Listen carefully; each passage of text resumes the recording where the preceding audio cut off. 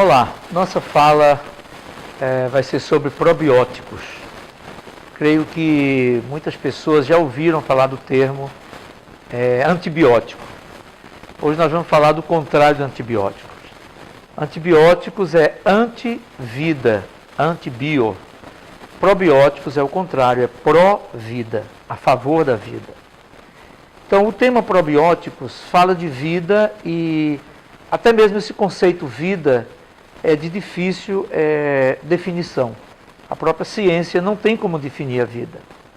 Nós, seres humanos, colocamos sempre a vida como algo que tem um início e depois tem um fim. Mas se nós estudarmos a natureza, se nós estudarmos os sistemas, especialmente os sistemas que não são visíveis a nossos olhos, como na microbiologia, como no mundo dos probióticos, você vai ver que a vida está muito aquém de um princípio e está muito além de um final. Então a vida parece ser algo que se perpetua, ela não tem início, ela não tem fim. Nossa limitação é que determina esse início de vida e o final de vida. Hipócrates, ele define algumas coisas a respeito da vida, e uma das grandes definições dele, quando fala de probióticos, indiretamente, ou desse mundo invisível dos micro-organismos, e levando o tema para o intestino, ele diz que a morte se origina nas entranhas, e diz que a má digestão é a raiz de todos os males. Isso foi dito 400 anos antes de Cristo. Mais recentemente, século passado, nós temos o Metchnikoff, que foi o médico que mais estudou, ou que deu início, vamos dizer assim, ao estudo dos probióticos, ele falando exatamente que os fermentados cheios de vida, ele falava dos fermentados que se usava naquela região da Cáucaso, da Europa Oriental, etc., que esses fermentados é o que podem melhorar o trato intestinal e gerar vida para o ser humano. Então você veja, 400 anos antes de Cristo, alguém fala que a morte está nas entranhas. E agora, no século passado, alguém diz que a vida também está nas entranhas. A partir daí você pode receber vida. Então a vida, ela não pode ser um conceito de início e fim. A vida é muito aquém do início, muito além do final. Então os sistemas, principalmente o sistema microbiológico, se você for olhar os sistemas naturais, eles interagem com a própria natureza, eles interagem com o próprio universo e eles geram essa coisa que nós não sabemos definir, que se chama vida. Por exemplo, as cores. As cores têm vida, os sons têm vida, a vibração do próprio planeta é cheio de vida. Nós podemos definir um pouco o que é a ausência da vida. Então a morte pode ser o final dessas vibrações, o final dessas cores, o final dessa interação de sistemas. Mas o que é a vida em si, nós não temos como definir. Então as Olimpíadas agora, nós estamos bem atualizados nisso aí, ela começou a abertura das Olimpíadas mostrando que tudo surgiu no universo a partir de micro-organismos. Então esses micro-organismos que nós não estamos vendo, eles fazem parte de um sistema que nós somos apenas integrantes desse sistema. Hoje em dia se sabe que o ser humano tem mais ou menos 10% de células no corpo que são células oriundas do pai e da mãe, ou seja, com o DNA do pai e da mãe. Enquanto 90% das células que estão no nosso corpo, que estão fazendo parte desse organismo, são células de micro-organismos. Ou seja, nós somos 10% no máximo do que nós pensamos que somos. O restante é micro-organismo. Agora, para perceber isso, nós temos que entender os sistemas naturais. Nós temos que perceber como funciona o universo, como funciona o mar, como funciona uma floresta. Eu sempre faço uma pergunta: quais são os animais bons numa floresta? Uma cobra, que muitas pessoas têm medo, é um animal ruim, o mosquito é um animal ruim, o escorpião é um animal ruim, o canário é um animal bom. Quem que é bom, quem que é ruim? Se você for observar o sistema com essa visão mais holística, mais universal, você vai perceber que não tem ninguém mal nem ninguém bom nesse sistema. O que existe é um equilíbrio ou um desequilíbrio. E aí entra a nossa visão de mundo. Se você começar a olhar o mundo nessa perspectiva, você vai ver que não existe coisas boas nem coisas ruins em si. O que existe é coisas equilibradas, coisas desequilibradas. Vamos trazer para a prática. Uma mulher tem um problema de candidíase vaginal. Quantas vezes nós encontramos mulheres com candidíase vaginal que leva anos fazendo tratamento com química sintética, com medicamentos? O que é a cândida? Cândida é um micro-organismo que faz parte de um sistema. Se você fizer uma análise bem feita em todas as mulheres, você vai encontrar cândida. E qual é o problema da candidíase? Candidíase é um desequilíbrio da quantidade de cândida que ela tem no corpo. Então, quando o médico encontra um desequilíbrio assim, qual é a tendência da medicina mais convencional, da medicina analítica? Se temos micro-organismos em excesso, vamos matá-los. Dificilmente o médico, dificilmente o profissional de saúde, dessa medicina mais convencional, ele pensa por quê? Por que é que tem cândida em excesso? Porque numa floresta eu encontro sapos em excesso? Porque eu encontro cobra em excesso? Certamente está faltando algo no equilíbrio. Então, entender os sistemas não é uma coisa simples. Você tem que estar desprovido dos conceitos, né, que você armazenou na sua mente, na universidade, na mídia, nos livros. Você tem que se despojar de tudo isso e entrar num sistema e observá-lo como ele é. Se você observar dessa forma, você vai ver que tudo no universo está interagindo. E aquilo que é aparentemente desorganizado, no fim, ele chega a uma ordem. Essa é a beleza de tudo, né? O universo tem som, o universo tem cores, o universo vibra, e tudo isso faz parte de um sistema único que foi desenhado, foi pensado, foi organizado. Nada foi jogado por acaso no nosso meio. Eu vou dar um exemplo com música. Villa-Lobos, um compositor brasileiro, ele compôs um prelúdio número 3, que é um prelúdio extremamente complexo. Quando você escuta o início, parece assim que ele está meio perdido. Assim como nós observamos os sistemas. Parece que não tem ordem, parece que está confuso. E ele começa nessa confusão e gerando algo. Se você tiver paciência e chegar ao final da música, você encontra toda uma harmonia e um sentido naquilo que você está ouvindo. Eu comparo muito isso ao sistema microbiológico.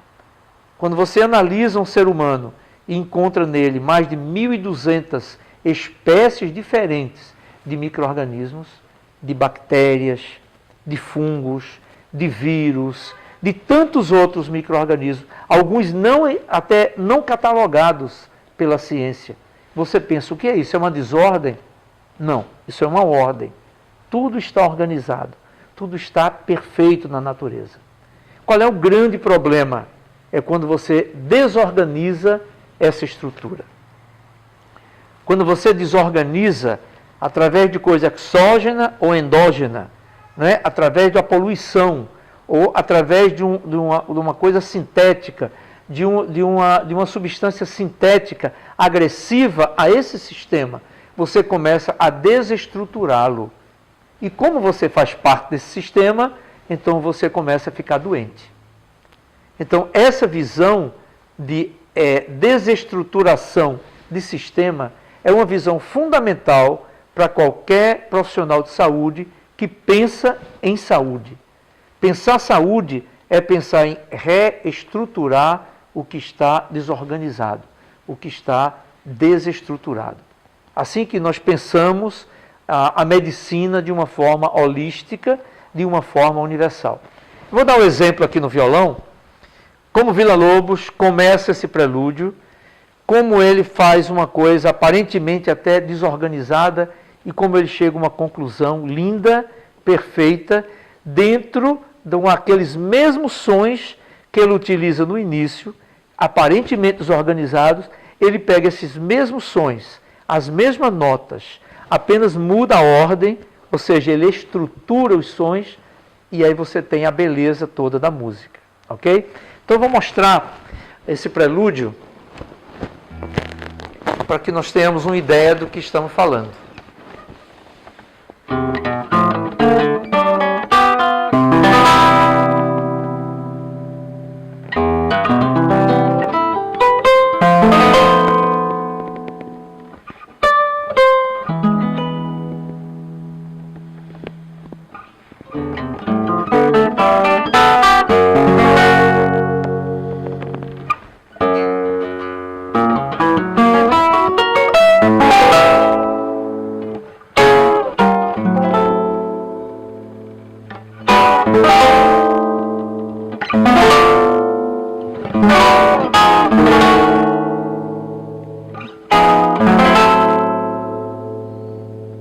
Veja que até aí parece um caos.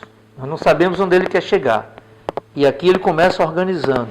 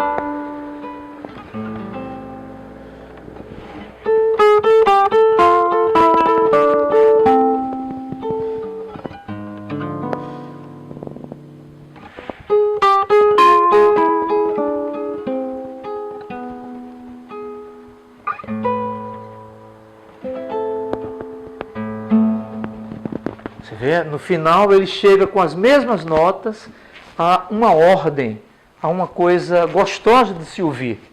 É assim que funciona o sistema microbiológico, assim que funciona os probióticos. Agora eu quero entrar mais em detalhes sobre isso. Quando é que nós começamos a fazer parte desse sistema? Quando é que nós, seres humanos, interagimos com esse sistema microbiológico? Exatamente no momento do nascimento, na passagem do bebê pelo canal uterino, que ele recebe a carga de micro-organismos que vão fazer parte da vida dele durante toda a sua existência. Aí ele já recebe a primeira carga de micro-organismos. E aí você começa a pensar, e o que nasceu de parte cesariana? Não recebe essa carga. Então ele já tem essa deficiência desde o momento que nasce. E atenção, pior ainda, ele começa a ter contato com micro-organismos de um hospital, que nada tem a ver com os micro-organismos que fazem parte da microbiota do ser humano. E aí a criança que nasceu de parte cesariana, especialmente que nasceu num hospital, ela recebe uma primeira influência negativa que pode gerar um problema durante toda a sua vida. Agora, a criança normal, nasceu de parto normal, primeiro ela vai mamar, ela recebe a primeira dose interior grande de micro-organismo através do colostro e do leite materno. Opa, vamos agora para o outro lado. E a criança que não é amamentada? Problema número 2. Durante toda a vida, ela vai ter deficiência desses micro-organismos. Então, o ser humano, ele recebe a primeira dose, recebe uma segunda dose, e aí ele começa a ter contato com o meio ambiente. No meio ambiente, também ele vai receber a influência desses micro-organismos, que estão aonde? Estão no chão, estão no lençol, estão no sofá, estão no ar. Problema número 3. Detergentes em toda a casa, detetização em todo o ambiente, limpeza exagerada. Você perde o acesso a esses micro-organismos. Crianças que são cuidadas pelos pais, todo o tempo de sapatinho, de meia, ninguém pode chegar perto, alguém tocou nele, tem que lavar com sabão, tem que fazer isso. Geralmente são os bons clientes dos pediatras. Aquelas crianças que nascem, que crescem vivendo num ambiente comum, tocando, pisando onde estão outras pessoas, né? Onde estão alguns animais, como animais domésticos. Eles estão tocando ali e estão ganhando não só micro-organismos, mas estão também trabalhando o seu sistema imunitário, imunológico, para se preparar contra micro-organismos patogênicos. Então, depois disso vem a alimentação. A alimentação, vamos dizer, é o quarto grande aporte de micro-organismo que nós recebemos. Problema: veja a alimentação atual, veja a alimentação refinada, com açúcar, com aditivos químicos, com corantes, refrigerantes e usantes da vida. Eu tive a oportunidade já em posto de saúde de alertar mães que deixaram de amamentar e estavam dando refrigerante na mamadeira. Então, ao invés da criança estar tomando leite materno, ou, em último caso, um leite animal, que não é adequado para o ser humano, estava tomando refrigerante, que nem sequer pode ser considerado um alimento, nenhuma bebida. É um produto químico, misturado com água, que tem os seus efeitos maléficos, inclusive naqueles micro-organismos que a criança recebeu, eventualmente, porque também danificam essa microbiota. Então, outro grande problema é exatamente a alimentação que o ser humano vai recebendo esses micro-organismos para poder fazer parte da microbiota. Então, o que nós temos é uma alta complexidade, né, que a própria medicina hoje tem uma curiosidade muito grande para conhecer. Nós temos o projeto Genoma, por exemplo, foi um projeto que estudou todos os genes, né, do ser humano. Esse projeto Genoma durou anos, financiado com milhões, né, de vários países. Quando acabou o projeto Genoma, o ser humano viu que faltava algo. A ciência viu que só conhecendo o genoma humano, ele não poderia resolver grandes problemas na saúde humana. Então começou o projeto que foi o microbioma humano. Esse projeto terminou há pouco tempo e se descobriu que nós temos mais de 5.400.000 interações entre esses probióticos, esses micro-organismos e os genes humanos. Então agora a ciência descobriu que existe algo muito maior do que a parte genética, muito maior do que a parte de microbioma, e agora está se falando da interação entre o microbioma e a genética.